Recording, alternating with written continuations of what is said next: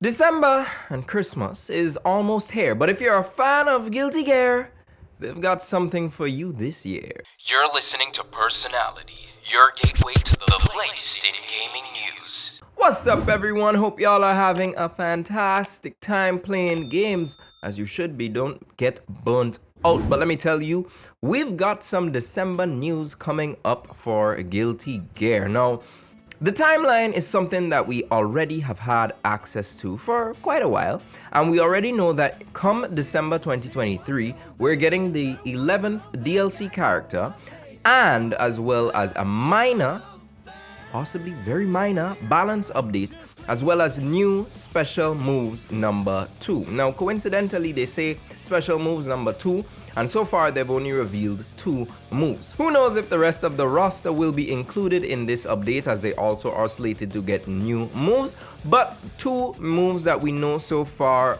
are Axel's Mogaribu, a technique that creates a tornado in front of you. By holding it down, its performance will be enhanced, allowing you to step forward while using the tornado as a shield.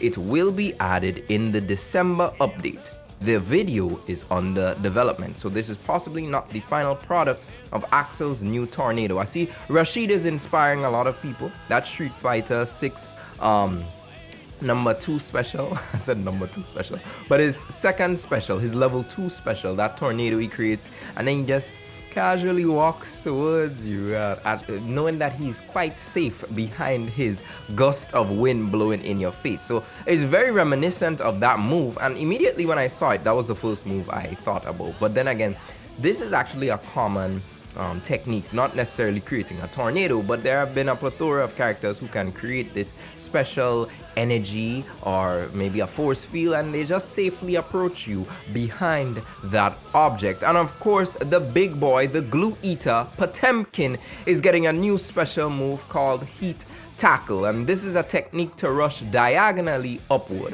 While charging, you can withstand only one attack from your opponent, so it has some super armor on it, and it's useful for controlling long distance aerial opponents. It will be added in the December update, and once again they wanted to note that the video is under development. So Potemkin just uses those, he has rockets on his fists already, and you see that in the Potemkin Heavenly Buster where he legit just shoots himself up with rockets, comes down and obliterates your health bar. Especially if you main a character that has no HP. I'm talking about you chip mains. You hate to see Potemkin can now just anti-air you even better. So he has another option for anti-airing you. But once again, Guilty Gear Season 3, I think this has been a well-received season. Some people are still complaining that it's now we have Strive Rush, and they are trying to be Street Fighter 6 with the new Wild Assault charges and everything like that. But I think it's funny because here you have the Wild Assault being added, but then you also have the Deflect Shield. I haven't been seeing many people utilize the Deflect Shield as much. Maybe it's not that good of an option, but hey, they added offensive options and still give you defensive options, so there's a bit of a balance there. It's kind of like the drive reversal if we think about it, because it gets you off, kind of blocks everything. So yes, I could see why people would make that comparison and call it Strive Rush and Guilty Gear going all Street Fighter 6 on us, but that's understandable. So now that we have what these 2 confirmed things are when they arrive in Guilty Gear, we've got to talk about the potential DLC character. I'm not gonna lie for you, my money is on Slayer. I definitely think in terms of engagement, in terms of hype, he is the character that most people are looking forward to. Is what you would say if you don't necessarily have statistics in front of you. But Abba has been making her claim to get back into Guilty Gear via the fan base, and I'm just gonna pull up a quick sheet from their survey that they had about, I think, 2 months ago. Right after Johnny got added, they sent out, survey, how do people feel about the game thus far, what are the games you play, and who would you most likely want to see as DLC. And most people were already going crazy saying Abba. So Abba is like holding what? 3 spots for top 1, Slayer holds 2, and Elfelt Valentine holds 3 spots, tying with Abba. So some people want to see more chaos in the game, literally and figuratively, by adding another gun character back in the mix. I'm pretty sure some people don't want to see Elfelt ever again. But then you have the top 3 spots were really dominated by these characters.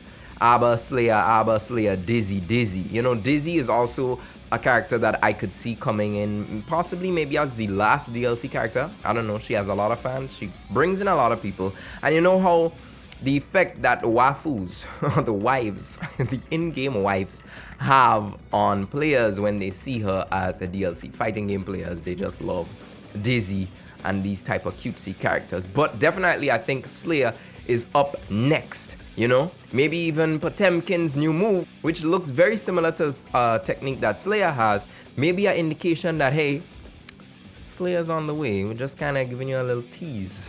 Yeah. Potemkin learned some moves from Slayer. But I'm definitely looking forward to the update coming at us in December. I'm interested in knowing what minor changes they may have in store and what changes they have continue Guilty Gear Strive's lifespan. I know over the course of the last 2 months, they've really been working on a lot of online issues. I noticed that my stability has had little to no problems. I mean, when the servers crash, I crash with everybody else. But I think it's been a much smoother process. I really don't have much complaints about Guilty Gears Online, except for when sometimes, you know, you get matched with a bad match and that person, please buy an Ethernet cord, please. You could feel it, you could just know that person's on the other end running on Wi-Fi. Speaking of updates to come, Plus R, Guilty Gear Accent Core Plus R is not out of the mix. So there is a slight change that's coming to Guilty Gear Accent Core, and that is the return of the 3 versus 3 mode to online compatibility. So this is a mode that already exists in Accent Core R. It's very similar to 3 versus 3, not tag style, but more in line with King of Fighters. You know what I like and I find funny? Every time there's this example of 3v3, everybody brings up King of Fighters. And there was recently some posts I saw on social media that everybody loves King of Fighters. They love to talk about King of Fighters. In fact, including myself. You love King of Fighters. If it's one tournament that I don't miss for the week, it's probably Tampa Never Sleeps King of Fighters Tuesdays. I sometimes forget they have other tournaments. But you see the KOF, I don't miss it. Do I play KOF? No.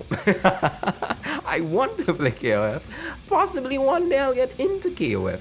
But for now, I don't know what keeps people loving KOF, but not loving to play KOF. Possibly it's just, they may be a bit too intimidated by the amount of legacy skill that, you know, they have to face up. It could possibly be to the fact that they didn't have the smoothest launch in terms of matchmaking, so that kind of hindered the growth of King of Fighters. But I do hope with City of the Wolves, SNK can make a kind of redemption in terms of their IPs. But very soon, this 3 versus 3 mode is going to be added to Accent Core Plus R.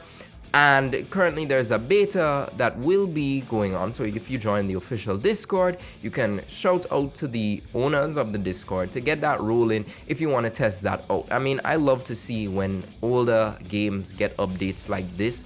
Fighting games on a whole, it's basically an immortal concept. And what's great about fighting games is that each fighting game has a different layer of complexity or a different layer of tools that may not be present in other fighting games. So you hear this talk a lot that, oh, I miss this game, I miss that game, I miss XYZ. The game is still available. You could still boot it up. You could still play with friends online. It's still there. It's just a case where the experience may not be there. But I think that was something that ArcSys has ensured, not just for the Guilty Gear series, but for all their other IPs, going back, revisiting it, giving it better connection, giving it needed quality of life updates. I would like to see that occur in more fighting games. Possibly Capcom can revisit, instead of just republishing the game in different ways, revisit your game and possibly go back, fix the netcode. Some people still like Street Fighter V, you know, maybe it was a game that kind of took a while to grow onto you, but it could grow onto you. And on top of that, some people, they miss Street Fighter 4. You could still play it. The netcode ain't all that, but you can still play it, you can still access it. They need to go back, possibly revisit these games, and give them a little tweaking so that people could just play whatever fighting game they want whenever, you know. You actually see that with King of Fighters 13, the rollback edition, basically getting new code in order to make that transition smoother. It still doesn't have anything for the Steam version yet, and that's something they should possibly go back and revisit, because that's a game that would more likely be enjoyed by a PC audience. PC has a good way of keeping these types of games alive, the older fighting games alive. So GGACxx+R to this day still getting updates. Come on, it's a good time to be a Guilty Gear fan, and I hope there's something in it for all of you guys. But we'll keep following Guilty Gear as usual. December is going to be an interesting time to see. I'm pretty sure Slayer is getting added, and maybe if they didn't have Abba as a character that they needed to add, they definitely have Abba down the line. I'm telling you, she's coming. Definitely. Maybe not the next character, but she's definitely coming. But that's all we're going to be talking about for today in today's video, guys. I hope you enjoyed it. Let me know below, who do you want to see in Guilty Gear Strive next? And have you played GGACxx+R? I recommend you do, because this 3 versus 3 is going to be an epic update. Hopefully it runs smooth, because it had to be held back because it just couldn't work the last time. But definitely I hope they get it figured out and working this time around. But I'll see you guys in the next video. But until then, stay gaming.